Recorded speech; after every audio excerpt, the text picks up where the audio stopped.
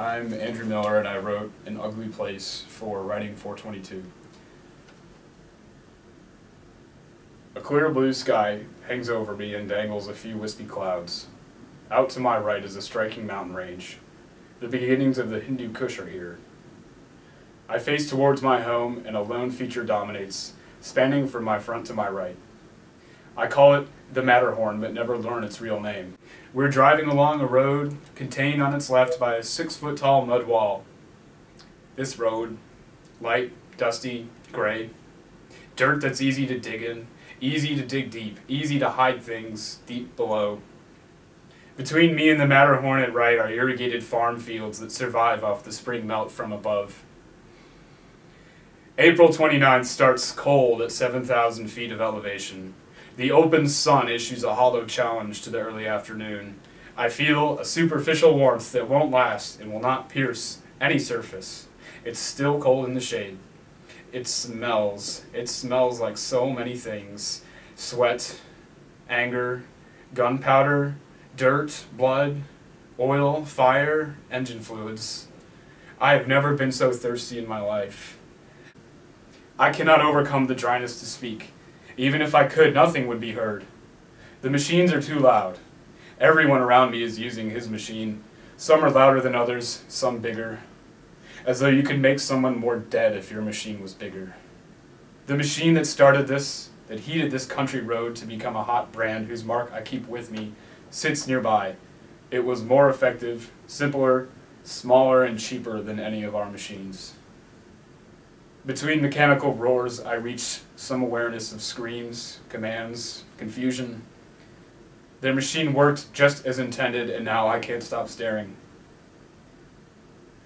The muscles directing and focusing my vision are paralyzed. My eyes continue to pull the truth and explain clearly, but my brain refuses the dialogue. I know this is death. I've seen death before. I can't bridge the connection, and my brain stalls on the concept, like an engine sucking water. The kid occupies a tired, ashen, dignified pose that none around him disturb. Unrelenting, my eyes repeat the same exhausted argument through nerves into my head as I flash through my last words to him, to get the fuck out of the operations center and go right home somewhere else. Finally, I am pulled back to the things around me. Seconds have passed. I leave him alone, as the others already have. The ongoing screaming around me finally registers.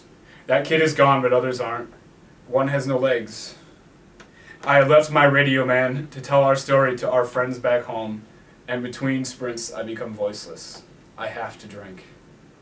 The road's dust becomes less hostile once I have my water. My huge gulps calm my body. I find my radio man as a confused parrot, echoing broken bits of others' shouts and sharing fear over the net. I take his radio and give our friends the news. I tell them what we need and where we need it. We need it now. The biggest machines in this terrible place are with our friends. We will hear those machines cheering soon. Later, the noises lessen. Only burning and dimly popping pine needles carry this aural wildfire into the darkness. Pot shots from the smallest machines. Sober pauses and delayed acceptance converge on the survivors like plague, amputating hopes and euthanizing feelings. This part is unfamiliar to me and feels more savage than anything else done to us. All of the machines that deserved a chance to speak have, in turn, done so. The great sun sinks into retirement as I would imagine a humiliated old patriarch, astonished at how we treat each other.